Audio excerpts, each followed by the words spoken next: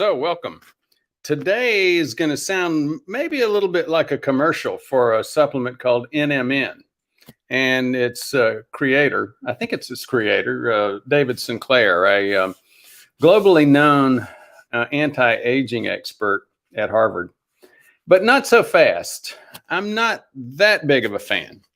I do present this information, though, because it's an article. It's an academic article, and we'll go into some detail. Basically focusing on the mitochondria and how the mitochondria work and what's really going on here. So speaking of what's really going on, let's go ahead and see if we can get started. Oh boy. We had our, oh no. Well, I hope we're going to get started. Oh gosh, I had it up here and then evidently it's gone. Please, please. Here we go. Thank you for your patience. Yet another software tech nightmare. So we're going to be talking about the youth molecule, NAD+. And there were discoveries and tracking showing that it's being depleted by this mashup word that a lot of folks are using in the anti-aging space called Inflammaging, obviously a mashup of inflammation and aging. So before we do, we're going to cover a few other things, just real quick comments about business going on with the channel. Again, we've got plenty of content out there and on other spaces. Allergic reactions to COVID-19. I've had several people ask me, would we take the vaccines? Yes, I've taken both doses now. Most of the allergic reaction is due to a thing called PEG, polyethylene glycol. We've got a full hour breakdown on that if you're interested. We had one of our patients and docs come to talk to us last week, I think. It was Dr. Kevin McCord. Dr. McCord is setting up his own program. He calls it Second Chance Health. He'll probably be back. It was a very popular discussion and helps you understand how even doctors growing up in the modern healthcare arena can miss so much of the most important stuff. So he's there now and he's doing a great job. A couple of weeks ago, we had Chuck come on and talk about lipoprotein Lp(a), his family's history, his own history, and some of the things that he's got going on. He's going to be back to join us soon to talk about calcified aortic valves. We've talked a little bit about showing how, people talk about losing 30, 40, 150 pounds. You don't have to lose that much. Just losing 5 pounds is a big, big deal. We've got plenty of other content. We've got about 1,000 videos out there. So take a look. We've got courses.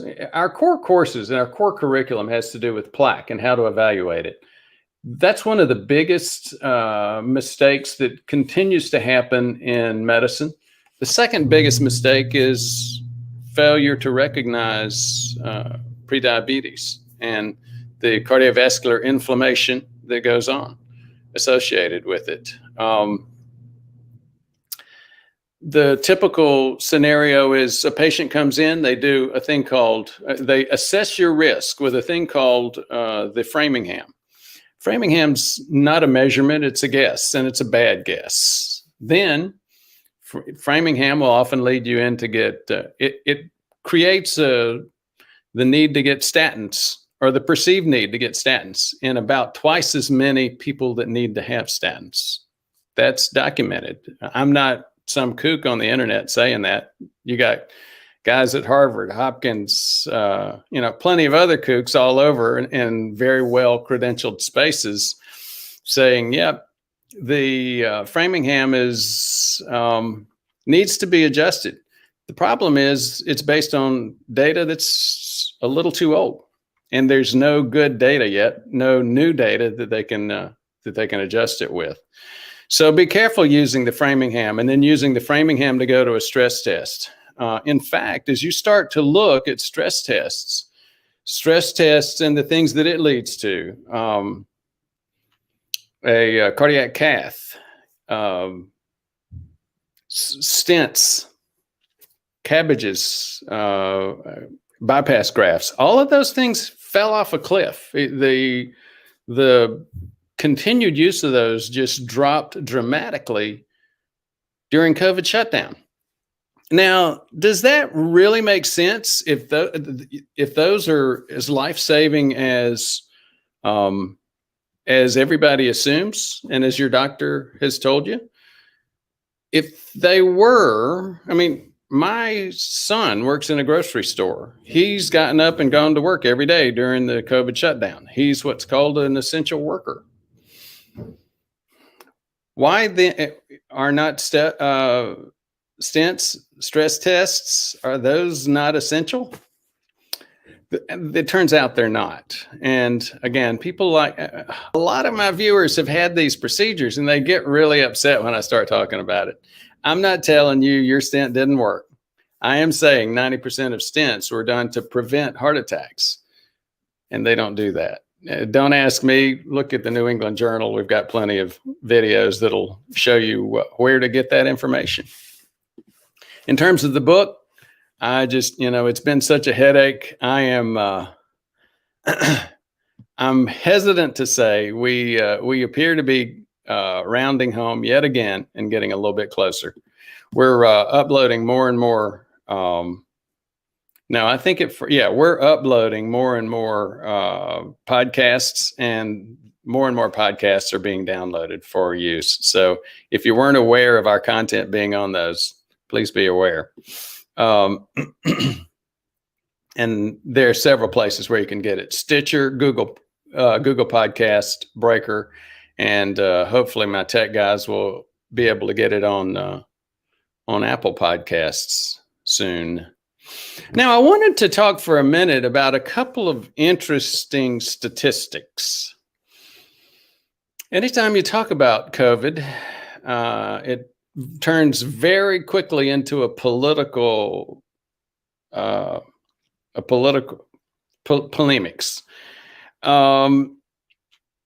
But I try to avoid that. You start getting a whole bunch of folks dogpiling in terms of comments and things like that. But there were two statistics that just knocked me over.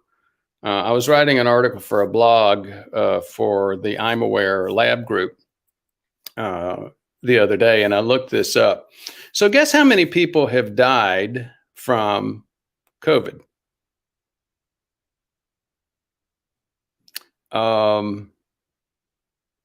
2.4, just less than 2.5 million. And that's a couple of days old. It may be 2.5 million at this point. Now that's COVID. And so COVID started December, year and a half ago. So we're going on 14, 15 months now, 2.5 million deaths. In the year, 12-month period, cardiovascular disease in the year 2019, guess how many people it killed? 16 million, 16.7 million. Now, we didn't shut down the world. We didn't shut down economies. And that sounds like I'm starting to get political about COVID. I'm not. I'm wanting to get political about cardiovascular disease. Why in the heck do we continue to ignore something that's killing 8 to 10 times as many people as COVID? Because we think it's, you know what? It's normal, right? It's normal to die in your 60s from a heart attack or stroke. Really? Come on. It's not. The vast majority of heart attack and stroke deaths are not normal. They occur due to pre-diabetes, usually sometimes full-blown diabetes that has been ignored, that has not been diagnosed because the medical systems did not know. The doctors, primary care docs of today don't know how to diagnose it, let alone manage it. This is not a criticism of docs. I've worked with docs. I've hired and managed large staffs of docs, 800 to 1,000 and more, most of my career. And docs are just like everybody else. Most of them are trying to to do good. But it takes time. It takes decades for new information to get out into a very slow to change medical system. So here's a couple of other comments from the article. This was an article from Jack last year, 2020, and it was a summary of the cardiovascular deaths in the world in 2019. Prevalent cases of cardiovascular disease nearly doubled from 271 million in 1990 to 523 million in 2019. The number of cardiovascular deaths continued to increase from 12.1 million in 1990 to 18.6 million. Excuse me, did I misread that? Yes, 18.6 million in 2019. So again, we're talking about 10 times the death rate for COVID. In 2019, cardiovascular disease was the underlying cause of 9.6 million deaths among men and 8.9 million deaths among women. This is around a third of all deaths globally. Over 6 million of these cardiovascular deaths occurred in people between the ages of 30 and 70.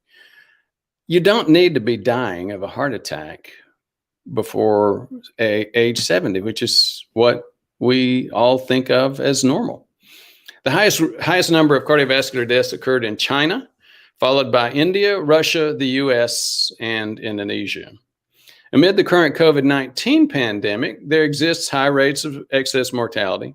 Much of this additional disease burden may be from cardiovascular disease. In other words, when you look at the 2.5 million people that have died from COVID, and you take out all of those people that really died from having a coronavirus infection, but having the precursors and the components of cardiovascular disease. They had prediabetes and or full-blown diabetes, and that inflammation caused the cytokine storm. When you take all that out, that's even that may be the majority of these 2.5 million.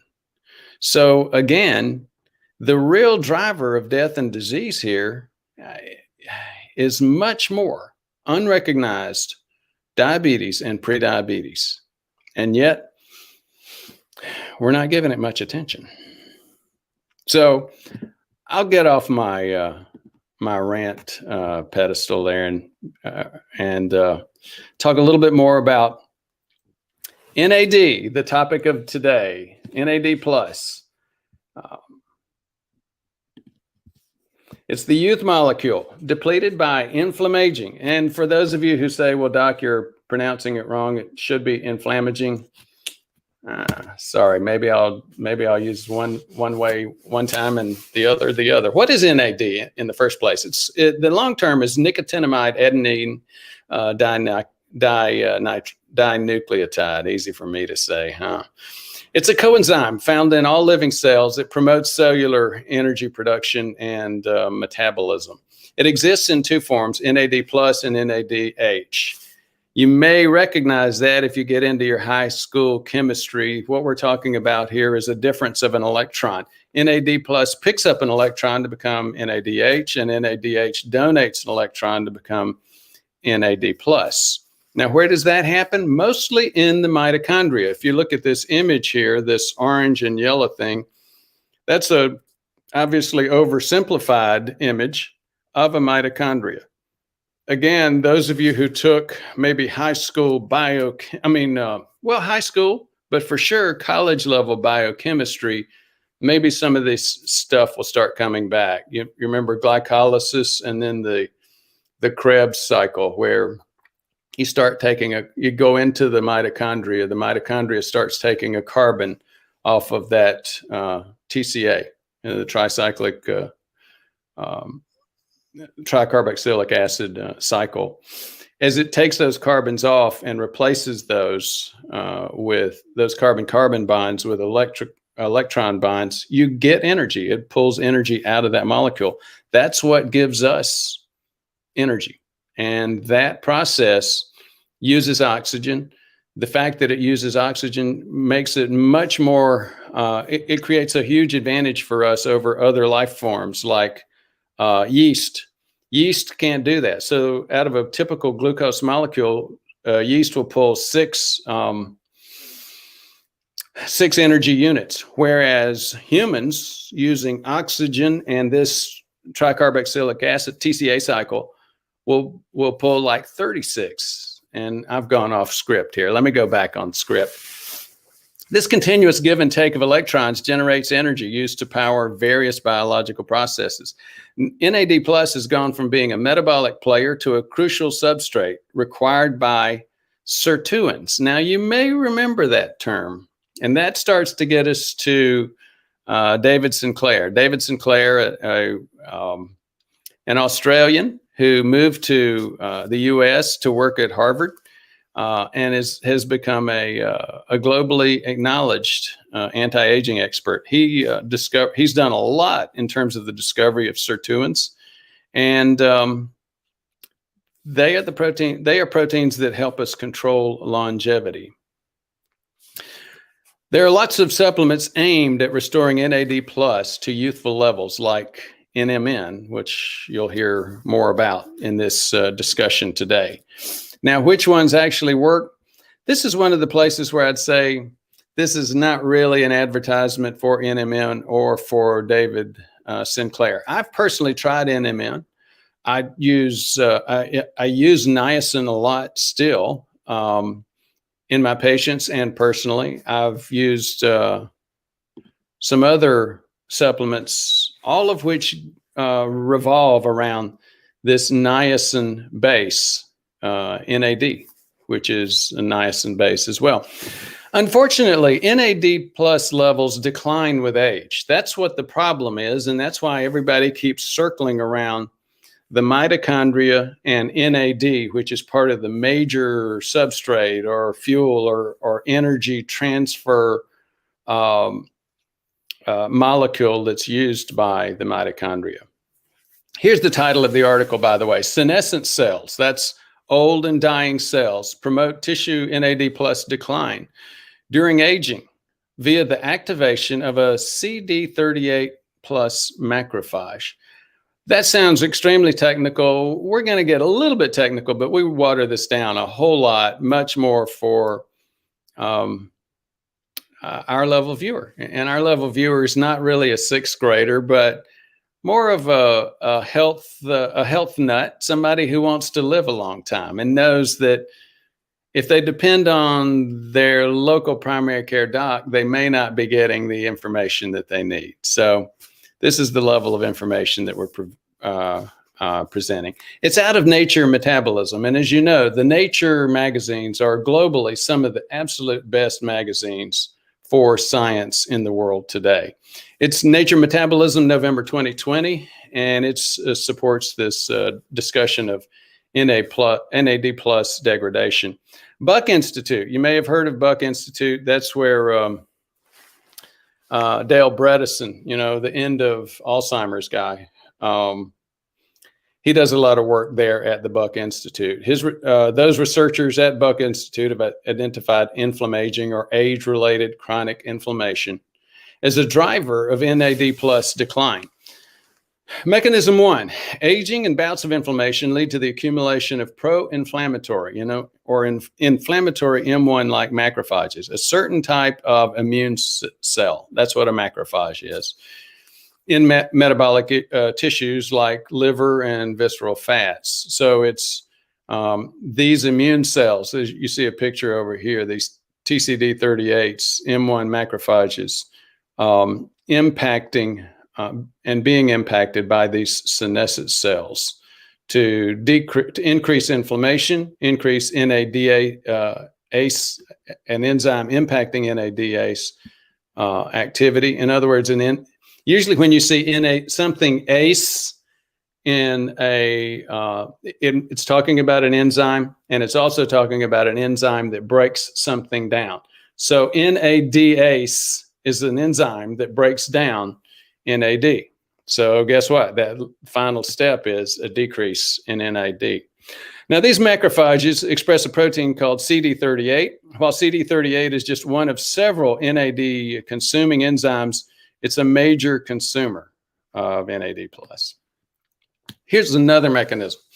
Aging also leads to the accumulation of senescent cells. Now, when the cell is stressed or the DNA is damaged, the cell stops dividing to make new cells. This is called cellular senescence.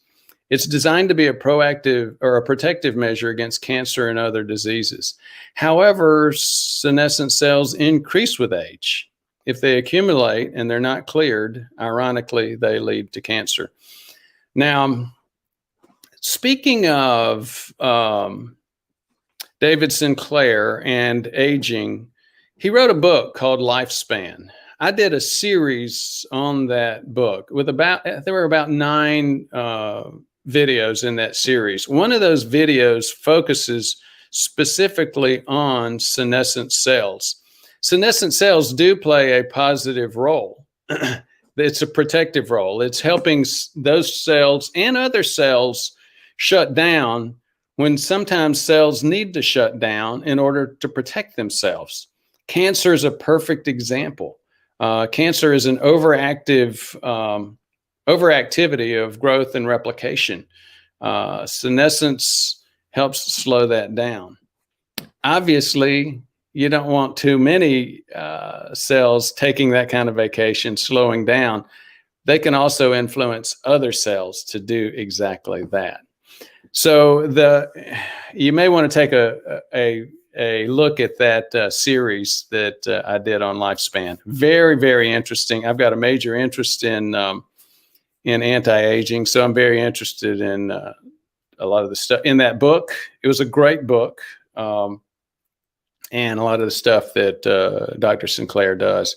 Senescent cells also produce inflammatory proteins called SASP. SASP drives M1-like macrophages to proliferate. Not talking very well today, am I? To proliferate, in other words, replicate, multiply. In mechanism 1, these macrophages drive an increase of CD38. Remember that protein that breaks down NAD, and later resulting in a decrease of the NAD+. According to Dr. Anthony J. Covarrubias, one of the authors and a postdoctoral fellow at the Verdun lab, these inflammatory proteins in the SASP induce macrophages to proliferate. In other words, there's a spiral effect here. More macrophages producing CD38, more creating more senescent cells creating the CD38 plus macrophages. So like many things in the body, like clotting, like some inflammatory processes, like this inflammatory process, there's a spiraling effect. A little bit creates more and more and more. It's a maladaptive process, but drugs that target the SASP or CD38 may offer us another way to deal with the decline of NAD+. So we've been talking about the mechanism for aging and disaster and bad stuff happening. Why have we been talking about it? To get to that sentence. Are there ways that we can impact it? Now, obviously, we, as our society is, we go too quickly to drugs. And one of the problems that I have with Dr. Sinclair is that he goes to a supplement. He wants to give a pill. And he says, he's been quoted as saying that many times. I'm going to give you a pill that will keep you from getting sick. Speaking of NAD plus and David Sinclair talking about giving a pill that is going to keep you from getting sick, let's take a look at this video. As we age, the tiniest blood vessels in our bodies wither and die, reducing the blood flow to organs and tissues. Vascular aging causes many diseases: cardiovascular, neurological, muscle wasting, frailty, and even aging. Here at Harvard Medical School, we've reversed this process in mice, setting the stage for radical new therapies to help people. The new study has unraveled the cascade of interactions between blood vessels and muscles. Endothelial cells, which line the walls of blood vessels, are essential for the health and growth of the vessels. And as endothelial cells age, blood vessels begin to atrophy and die. Blood flow to many parts of the body diminishes. Organs and tissues begin to function less well. Blood vessel demise hits muscles especially hard, because muscles rely on a robust supply of blood for their function. This process can be slowed down with regular exercise, but only up to a point. Over time, even exercise fails to stave off blood vessel demise and muscle loss. The new findings have cracked the mystery behind this process.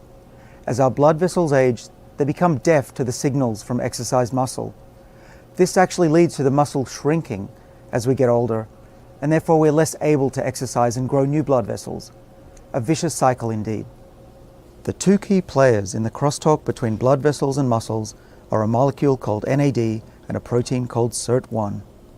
NAD boosts SIRT1, which in turn enables the conversation between muscles and blood vessels. But both NAD and SIRT1 decline as we age. They can no longer perform their role as the interface between the muscles and blood vessels. In our new study, we gave mice NMN, a chemical compound commonly found in the body and previously shown to boost NAD levels, which in turn boosts SIRT1. These mice had better endothelial function, blood vessel growth, and improved blood supply to their muscles. And what was most striking? These animals' capacity for exercise improved dramatically. In fact, the old mice treated with NMN had up to 80% greater exercise capacity compared with the untreated old mice. These results, I believe, can help millions of people who have lost their mobility or simply can no longer exercise, either through frailty, disability, or old age. This sets the stage for new medicines that will be able to restore blood flow in organs that have lost it, either through a heart attack, a stroke, or even in patients with dementia.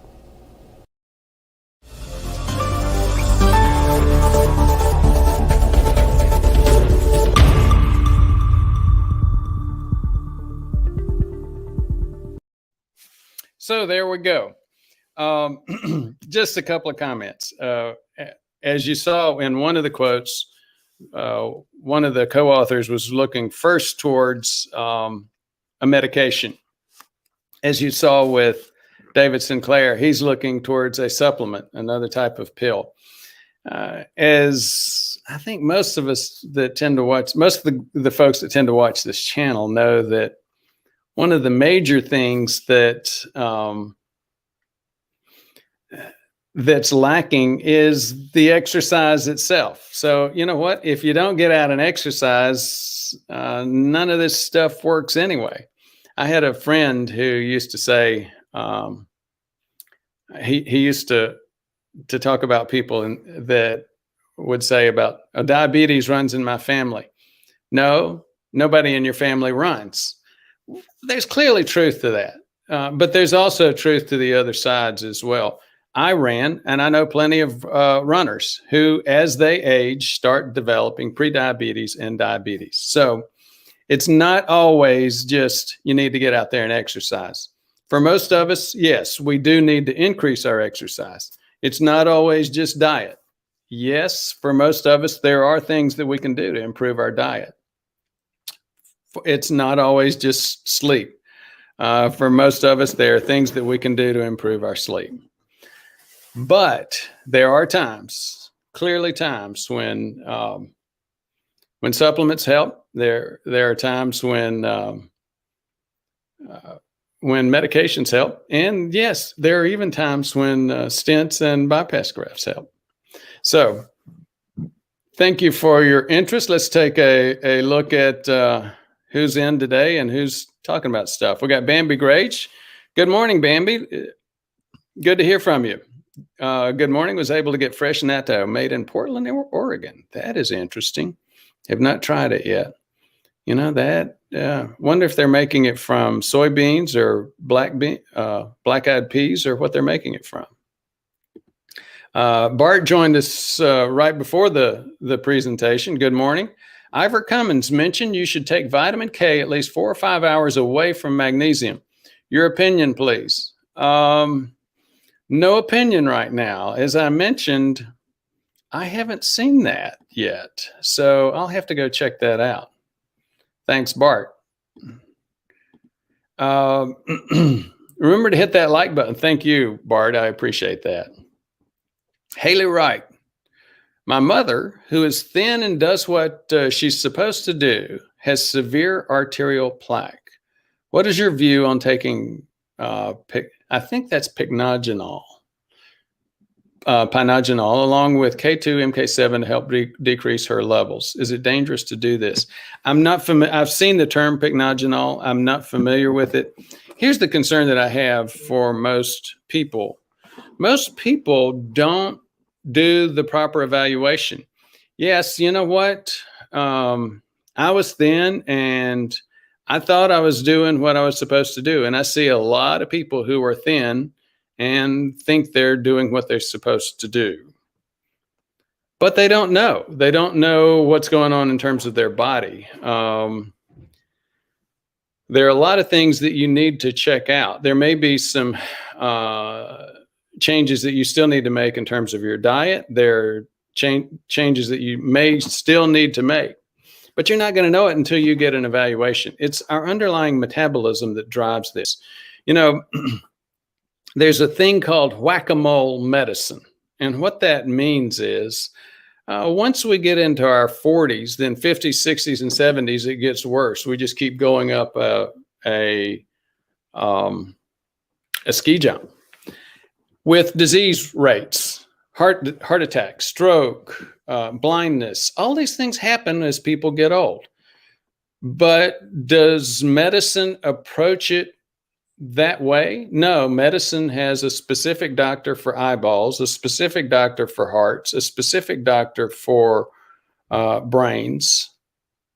But that's not what's going on. It's not that eyeballs have a 70-year shelf life. The same for brains, the same for hearts. What's going on is something that's common to all of us, and it has to do with our metabolism. For most of us, there's some hormonal issues, one of the biggest ones being resistance to insulin. And until we get to where we start focusing on these different metabolic issues, we're going to continue to play whack-a-mole medicine with the neurologist being too busy taking care of 70-year-old brains and ophthalmologists too busy taking care of 60, 70, 80-year-old eyeballs, et cetera, et cetera, et cetera. And those of us who are 60, 70, and 80 are going to continue to spend most of our time going from a neurologist to an ophthalmologist, you name it. So if that sounded, pardon me if I went off on a bunny hole, the point is, Haley Wright, your mother needs to evaluate her metabolism first. Find out what's going on and what's causing the problem. Thank you very much. Well, I'll just add one other thing. 80% of us tends to be insulin resistance, but there's other things too. Lp(a) is a major cause, as we heard from a patient a couple of weeks ago, and a person who's challenged with that problem. Another issue, LDL. Cholesterol usually doesn't matter that much, but in some people it does. And those people are, it's about 1 in 200 of us, folks that have a genetic disease called FH, familial hypercholesterolemia. Then there's a host of other things that make up the rest of that 20%. Inflammatory diseases. For example, rheumatoid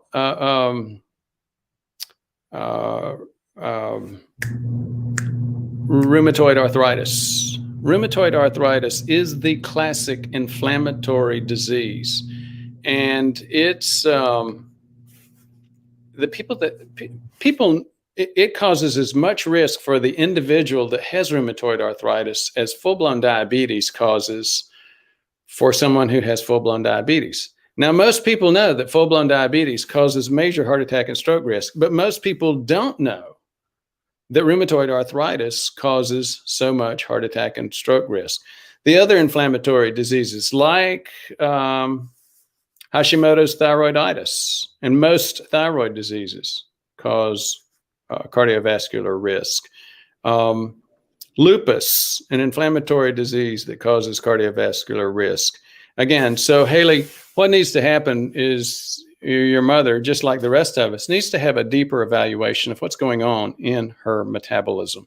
Thank you for the question. It gave me a great opportunity to go off on a couple of bunny trails. Charlie Brown, 76. Emotions are the tools of enslavement for metaphysical materialist handlers. Well, Charlie, that's really off topic, my friend. More in 84. Thanks, Doc. Very informative. Arthur Berry. For the past year, I've taken NMN, resveratrol, and metformin. I also fast 18-6. Good for you. Most people call that intermittent fasting, or the technical term is actually TRE, time-restricted eating. And there's pretty good evidence for all of those. I have read Lifespan and find the science of longevity fascinating. Thank you very much, Arthur. I do too. And I've done, I think, everything you've done there. I've clearly taken NMN, resveratrol. I'm a long-term taker of metformin, long-term intermittent faster, although I'm not right now. And as I mentioned, obviously a big fan of Lifespan. Vagabond Sojourner, I've heard CBD, CBN oil reduces inflammation. That is true. Can you shed any light on this, doctor? I do have. Thank you, Vagabond Sojourner. I did a couple of brief videos on CBD oil. You know, once you start studying the science, I was never that interested in it until Janice ended up finding a local business person, entrepreneur, Laura. I can't remember her last name. 20, 30 years ago, she did Laura's Lean Meats, and she has a farm down in about an hour from here near Lexington, Kentucky.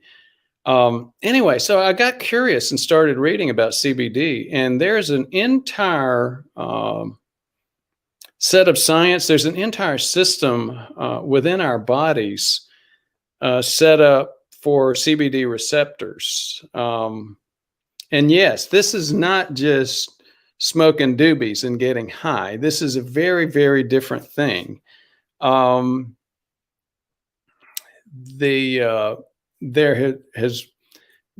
of the few things. There are very few places, at least that I'm aware of at this point, where the NIH actually holds patents, but they hold patents in this CBD oil area. It was based on trying to encourage more science and development in the CBD area. Bambi Grage, that Ivor Cummins podcast was episode 106 follow-up. Thank you very much, Bambi. There's also episodes 106, part 1 and 2. Follows a man who has a heart attack and develops a supplement. Well, thank you, Bart. Vicky SMR, Vicky Smur. Dr. Brewer, would you say that MTHFR mutations could also be one of the contributing factors for vascular plaque and heart disease? Yes, I could. Vicky, that's a great topic. We're actually going to be, we're negotiating with a doctor named Craig Brown. He's an ophthalmologist, I believe, in Alabama. And he's got a lot of interest in a lot of the topics that we deal with. Hopefully he'll be on over the next few weeks. We're actually talking about the potential of having him on next week. Attend and ask him that question. You'll probably find a whole lot of interest there and a lot of information. Here's a couple of things about MTHFR. It stands for one of those geeky, long scientific words, and I've been doing very bad with pronouncing words today. I'm sure I'll butcher this one. Methylene tetrahydrofolate reductase. Now, I'm not going to say that 3 times fast, but MTHFR is related to a thing called methylation. Now, you may have heard of that. There's a whole set of topics and debate about it on YouTube. And in fact, there was a doc, Z-Dog, MD. He's an hospitalist, intensivist that does a lot of videos. and on YouTube, and he actually did one on it. And he basically gave the standard statement that most docs give on it. Yes, it does exist. Yes, it is real, but no, it's not significant. Well, if you're an intensivist, it's not significant to you. But if you're a human being and you're worried about aging and developing eye disease, especially associated with insulin resistance, any of these oxidative processes, the most prevalent and the most oxidative of which is insulin resistance, prediabetes, and diabetes. These are very oxidative processes. That's where the whole antioxidant vitamin thing came along. Now, you've heard of antioxidants, vitamins A, C, and E, and they're very, very prevalent. But one thing that you may not have heard of is simple vitamin B. And why would I be talking about vitamin B in terms of antioxidants? It's not really one of the classic antioxidant supplements, is it? No, it's not. But it's if you go to things like, you just go to Amazon and look up Thorne, Thorne, Methylguard Plus, any of those items. And I mentioned a brand name. I'm going to get demonetized. Too bad. I won't make $1.50 for this, for my time on this video. Thorne Methylguard. I have, Dr. Brown actually got me started on another one, which is a little bit more powerful. It's called a supplemental food. It's Restore Me. And it's the same thing as a Thorne Methylguard, except it has a higher level of methylfolate. Now, why are we talking about methylated B vitamins? So let's get back to the MTHFR mutation. And by the way, I have it. I am a poor methylator. There are 3 major methylation metabolism problems, 2 of which are by far the major ones, and I have both of them. It's very common. Over half of us have some type of methylation challenge. Why do I keep saying methylation? Why do I keep talking about B vitamins? And what has all that got to do with antioxidants? So you go back to high school chemistry and you hear about oxidation versus reduction. Oxidation is addition of an oxygen molecule. That's how it got its name. So, when you burn something, it's got to have oxygen in order to burn or oxidize quickly. Then you get into the chemistry lab and or the chemistry textbooks, and you remember that reduction is antioxidation. It's adding that electron back. Because another thing that's happening with oxidation is not just adding an oxygen molecule, you're also taking an electron away. So you add that electron back and you get reduction. Well, the human body we use oxidation. That's what we talked about multiple times. That's why oxygen, that's what this whole NAD plus thing was about. NAD is one of the substrates for this happening, niacin, right? So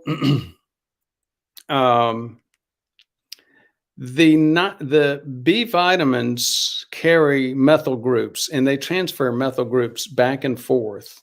That's actually what's going on in the oxidation reduction processes in the human body. So back to well, just let me make a couple of other comments. Again, thank you for asking the question and giving me a chance to talk on about on a bunny trail about this topic. So back to ZDogg MD. No, if the patient's already in the ICU where he works, no, it doesn't matter too much. But if you're trying to avoid eye disease, for example, associated with aging, methylation is a clear determinant of how quickly you get eye disease and the other breakdown products of oxidation. So if you are a poor methylator, like me, you should take these B vitamin complexes that have already been methylated. So what happens is your body doesn't pull these methyl groups very well. But if you're supplementing, you're basically replacing those methyl groups with a supplement in a place like with folate and niacin and other B vitamins where you can replace those methyl groups. In other words, your own inherent antioxidation. Thank you very much, Vicki, for asking me that question. And most people would not have known that MTHFR deals with methylators, and B, that it's so, I wanted to say another geeky word, apropos. It's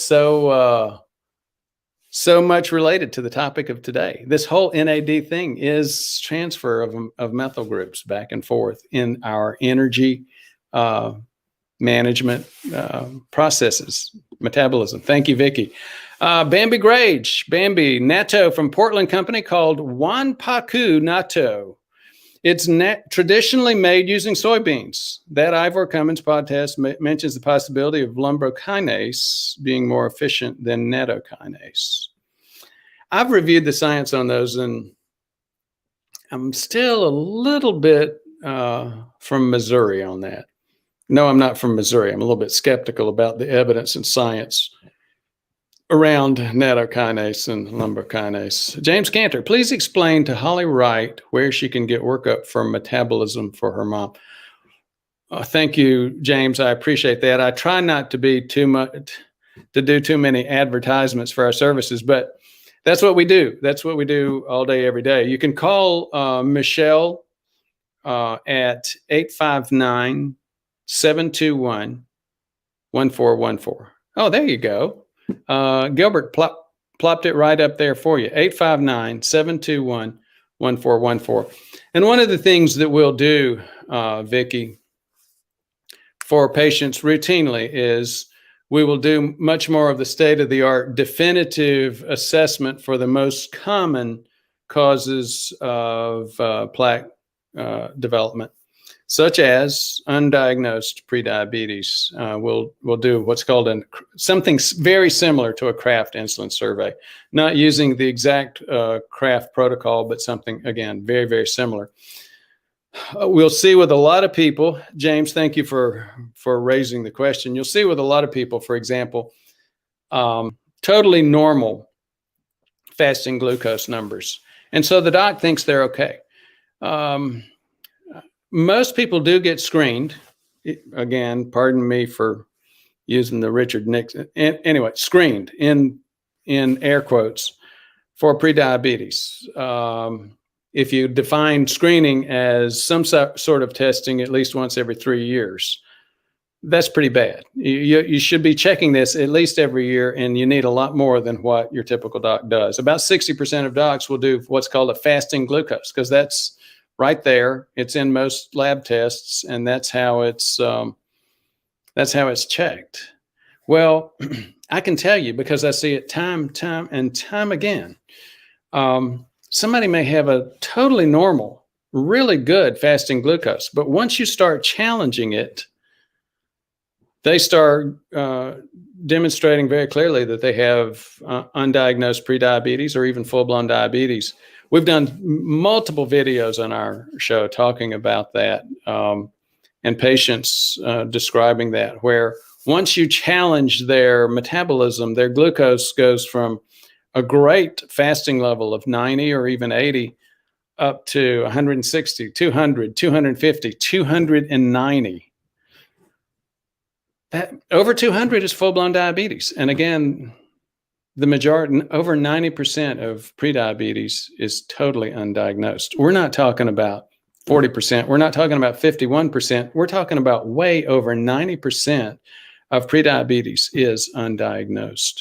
So thank you again, James. And again, just one other thing, Vicki, as I mentioned before, 20% of this inflammatory process happens with other things like rheumatoid arthritis, specifically Lp(a), some of those other things. FH, familial hypercholesterolemia, most of which docs just don't know how to check for. So that's what we do. That's how we, what we would do if your mom were to come see us. Randy Dukerin. Is it safe to take NAC daily? Yes. What are the safe limits for daily consumption? I don't know. You'll have to read the label. Sorry about that. Haley Wright, thank you for the information about testing. You're very welcome, Haley. James's Aunt Martha Reich. Ms. Reich, I hope you don't mind us calling you James's aunt. He's actually in Alabama today, for those of you who are wondering where James is.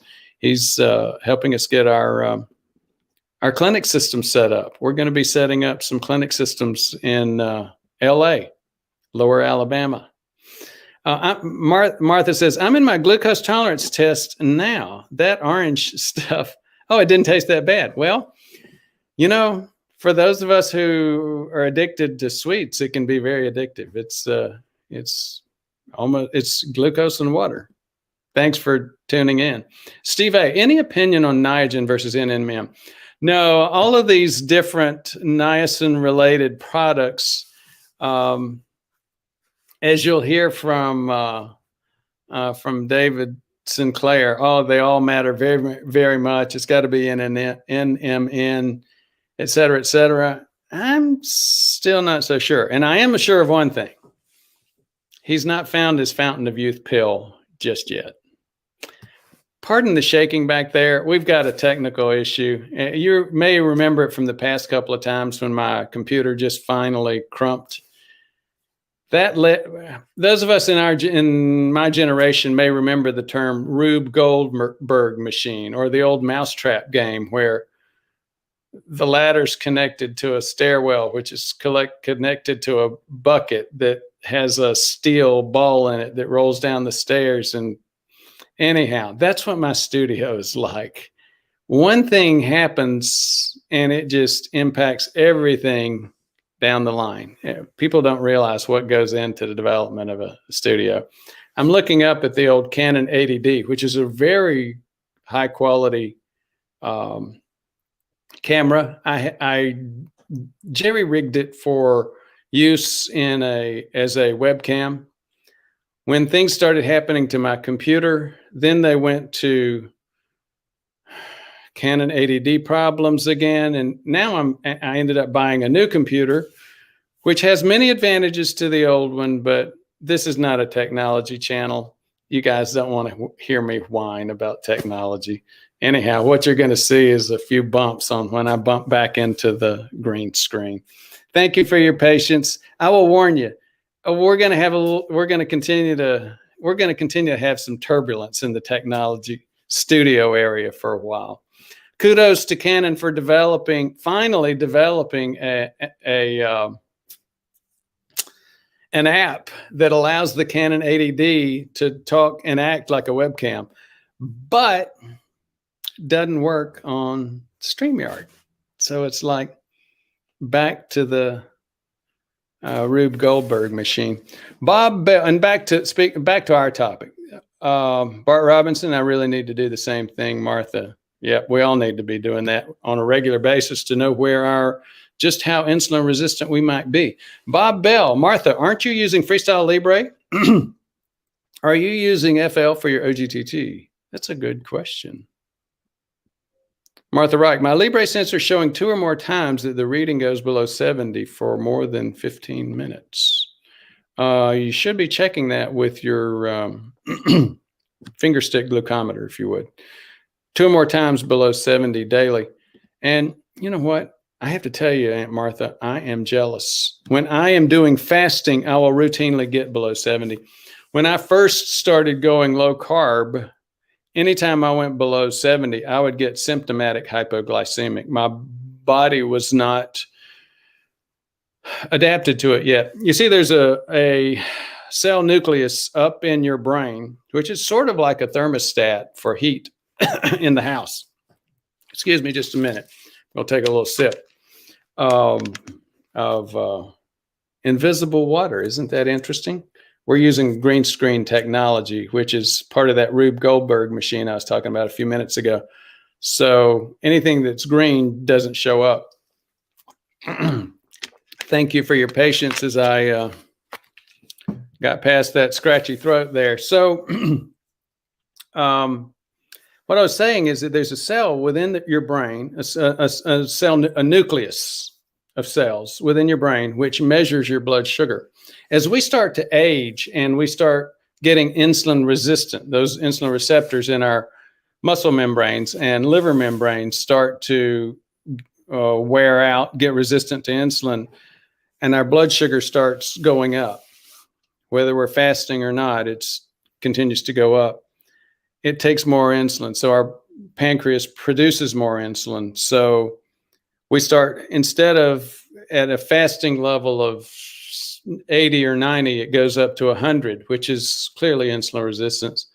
110 fasting glucose is clearly insulin resistance. 125 is full-blown diabetes. But that doesn't mean that 100 to 125 is normal and okay, or you don't a touch of sugar and you don't have to worry about it. All those levels create inflammation and therefore plaque, arterial plaque. If you've got artery plaque, you are clearly creating inflammation. That's what causes the plaque. Now, back to your point about going below 70, that thermostat, that glycemic thermostat in your brain adjusts. It takes a few months to do that. So quite often when people first discover that they are insulin resistant and their blood sugars are staying too high during the day, they go low carb. And if they go, they go below where they've been in decades, they're going to get hypoglycemic, nervous, could pass out, want to vomit. You start getting this this fight or flight, the epinephrine release, the adrenaline release, because that's what your brain tells it to do, tells your body to do when it feels like you don't have enough glucose to operate on. After doing multiple episodes of fasting, after going low carb and not spending so much time in these higher levels of glucose, your brain adapts again. And you go back to like a teenager who's totally fine at a 70 or below. Unless it's an obese teenager who already has insulin resistance, which we're seeing more and more of these days in the age of obesity. Bob Bell, Martha, my question is because I do OGTT with Freestyle Libre quite often. With a Libre, with continuous glucose monitoring, it's pretty easy to do. Will James, that's one L in that will, so that's evidently not the will of Toyota. David Sinclair claiming he's biologically 32 instead of 51. I'd like to do some metabolic testing on him, and I could either agree or disagree. Martha, no Bob at the lab for glucose testing. Good for you, Martha. No cost to use the Freestyle Libre. Just need to use the 20-minute delay on evaluating the data. Vicky SMR. Thank you, Dr. Brewer. I think you, Vicky, asked earlier about methylation, MTHFR. It would be amazing if you would consider developing a course for clinical professionals like RDs, PTs, RNs, et cetera, like myself, who are on the integrative functional medicine side. Well, thank you, Vicky. I've had several people ask, and I've actually, as you know, I've got a lot of clinical docs and other folks who are patients. I've got those courses that I mentioned early on. Here's part of the problem. Once I start developing courses for healthcare people, then they start asking for accreditation for RD school, for RN, for physicians, for osteopath. And I used to be faculty at Johns Hopkins. It was very easy to get all of that accreditation set up when I was there. I'm not anymore. I'm sort of like, I'm still community faculty for UK, but I'm not going to go through the challenges. I actually did some for a couple of years for dentists accreditation, but it's a headache. Bob Bell, Martha, my Libre view shows that I currently am between 54 and 69 for 1% of the time. Martha, I'm not eating low carb now. Well, I know, Martha. I think you're. We'll see. You'll see how your glucose metabolism is working. But I suspect, Martha, given things that I've seen already, that your glucose metabolism is unusually good, unless you're a teenager. And I don't think you're a teenager, especially for James West's aunt. But I'm not going to ask you your age. Thank you very much for your interest today. And we'll see you next week and then on some of the videos in between.